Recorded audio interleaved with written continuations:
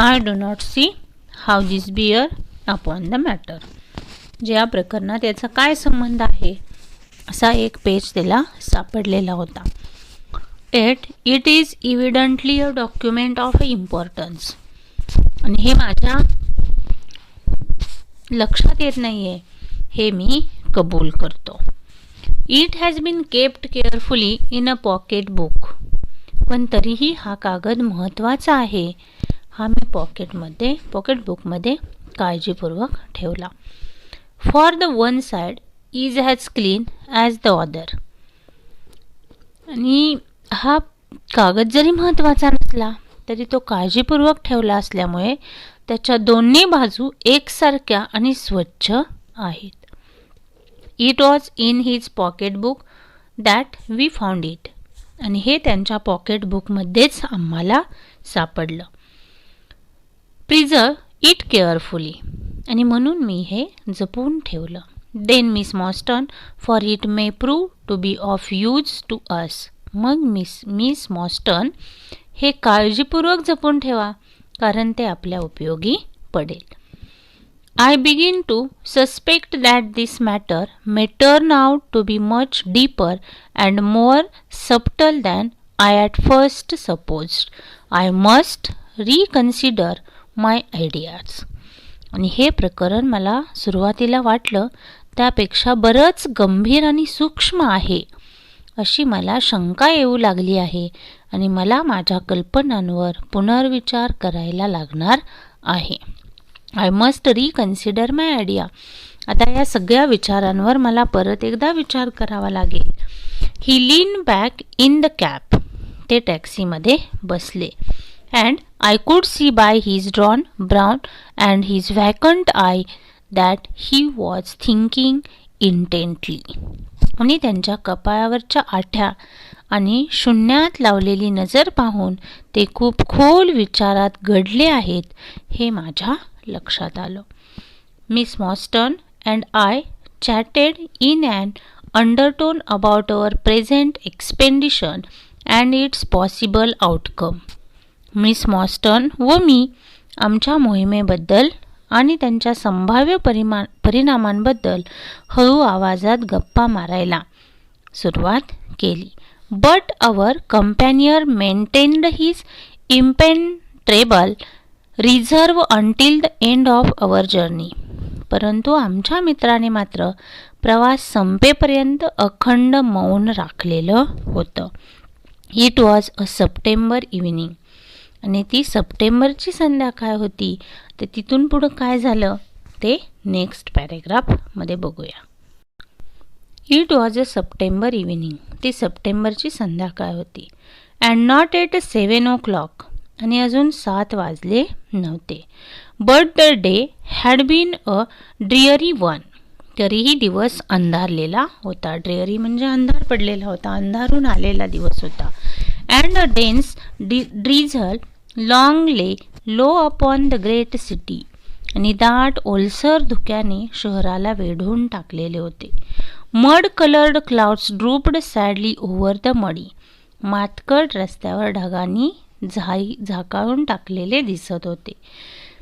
Down the Strand the lamps were but misty splotches of diffused light which threw a feeble circular glimmer upon the slimy pavement. And down the strand the lamps were but. आणि रस्त्याच्या कडेने लावलेल्या दिव्यांच्या प्रकाशाचे अंधुक असे टिपके दिसत होते. But misty splotches of diffused light which drew threw a feeble circular glimmer upon the slimy pavement. आणि अंधुक टिपके ओलसर गुळगुळीत फुटपाथवर वर्तुळाकार मिनमिनत्या प्रकाश फेकत होते. The yellow glare from the shop windows streamed out into the streamy. आणि दुकानाच्या खिडक्यातल्या पिवळसर उजेड दमट हवेत झिरपत होता. And out into the streamy vapours air and through a murky shifting radiances across the crowded thoroughfare. आणि गजबजलेल्या रस्त्यांवर उजेड आणि सावल्यांचा सरकता खेळ हा चालू झालेला होता. There was to my mind, आणि त्याचवेळी माझ्या मनामध्ये एक विचार आला.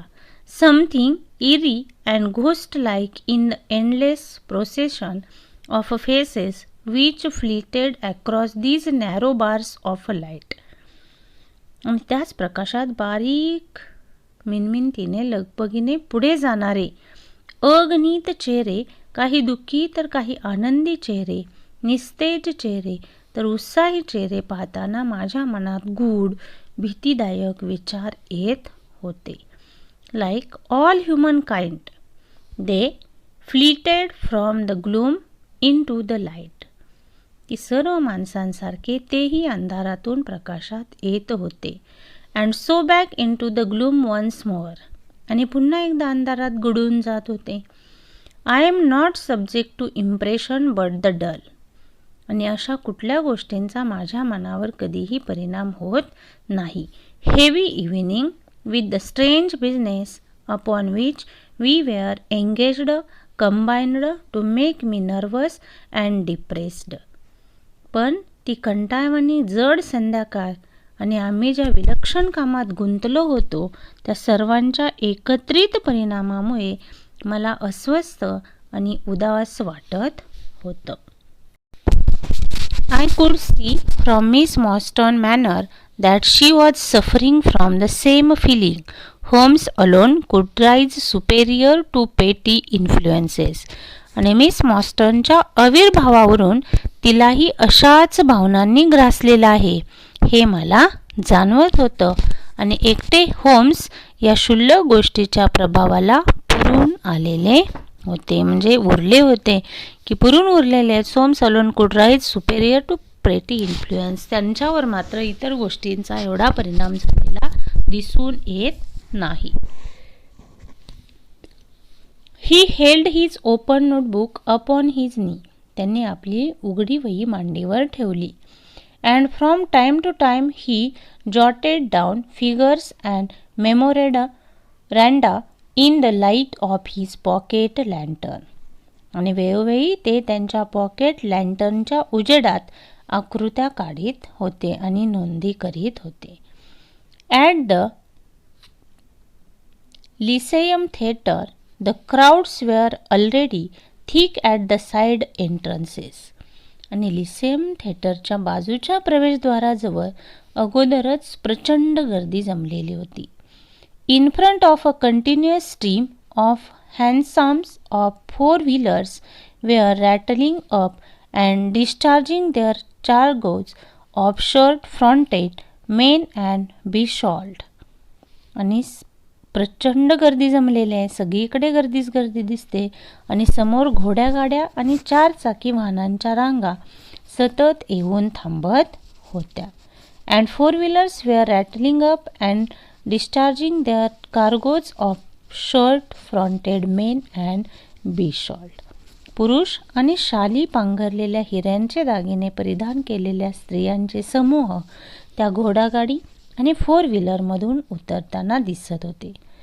Be a डायमंडेड woman. की त्या स्त्रियांनी हिऱ्यांचे दागिने घातलेले होते, शाली पांघरलेल्या होत्या, असं त्या स्त्रियांचं वर्णन केलेलं आहे. We had hardly reached the third pillar. आणि आम्ही आमचे संकेतस्थळ असलेल्या तिसऱ्या खांबापाशी जाऊन पोहोचलो.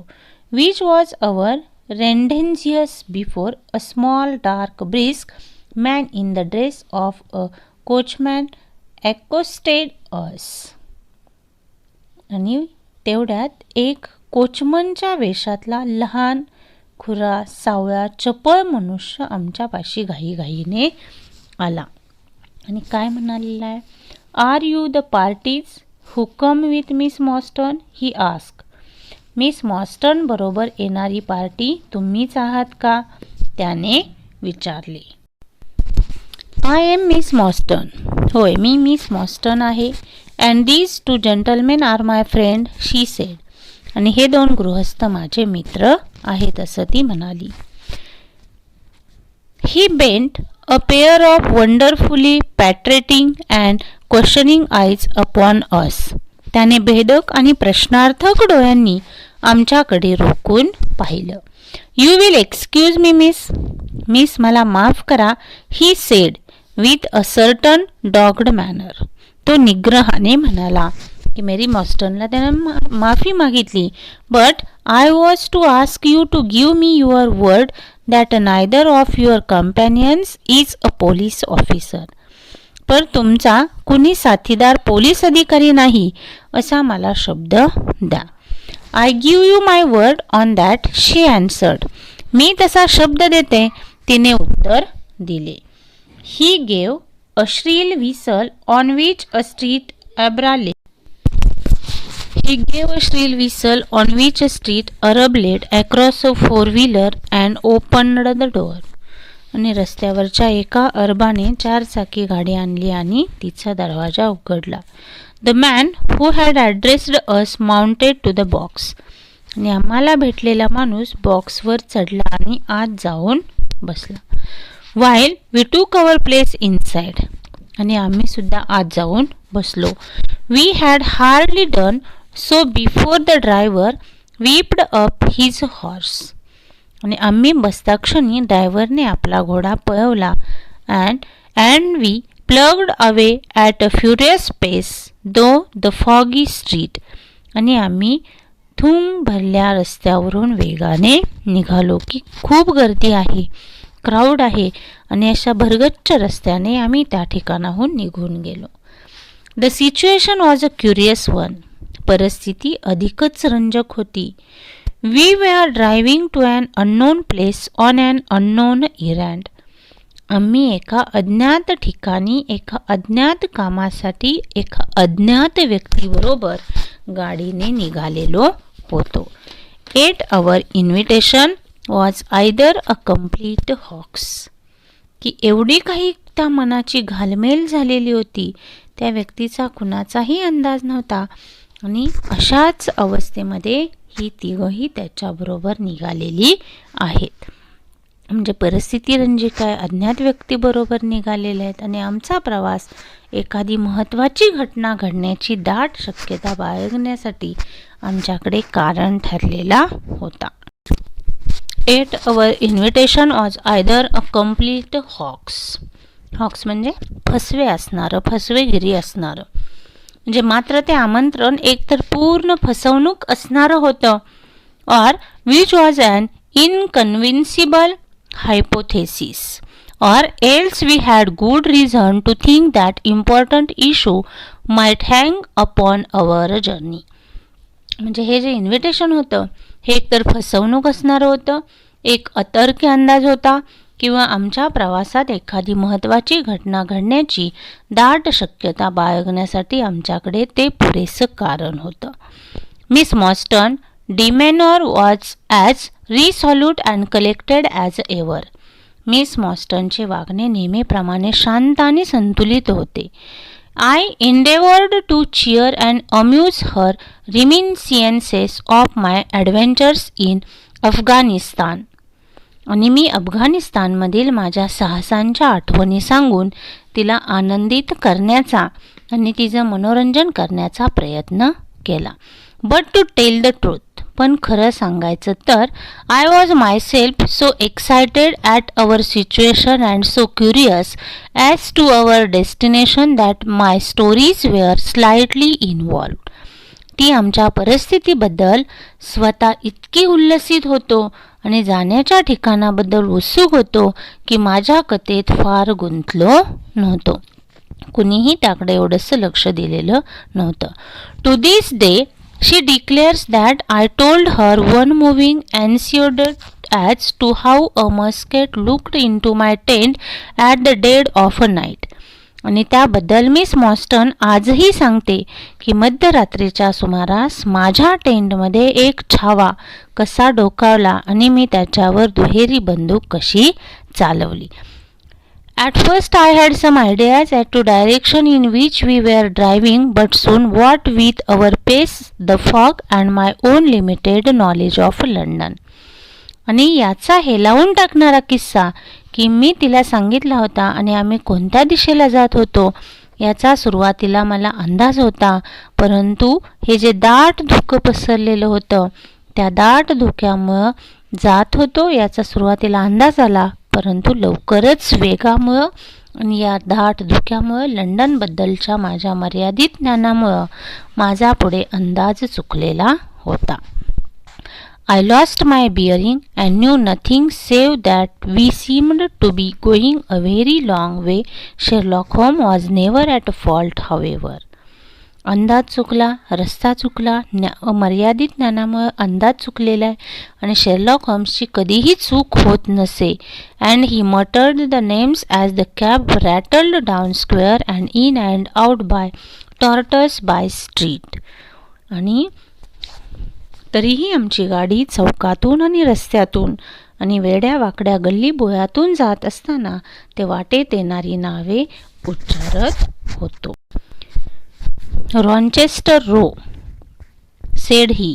ते म्हणाले Rochester Row. Now Vincent Square. Now we come out on the Vauxhall Bridge. Now we are making for the survey site. Apparently, yes, I thought so. Now we are on bridge. You can catch glimpses of the river.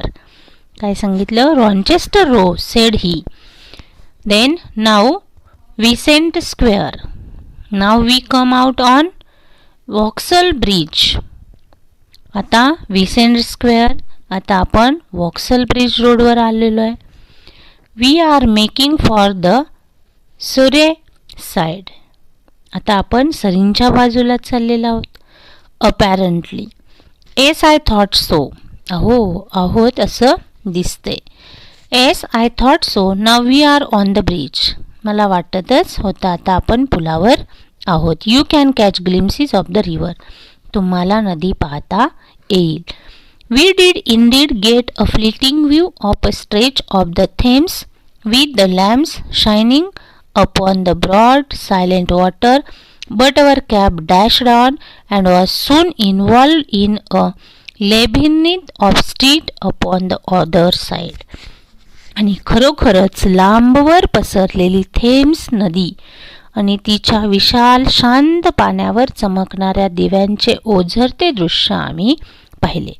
But our cab dashed on. पण आमची taxi पुढे निघून गेली. And was soon involved in a labyrinth of street. आणि लवकरच पलीकडच्या बाजूला असलेल्या रस्त्यांच्या चक्रव्यूहामध्ये येऊन थडकली. Wordsworth Road, said my companion. माझे साथीदार म्हणाले. Priory Road, then Lark Hall Lane, then Stockwell Place, Robert Street, Cold Harbour लेन.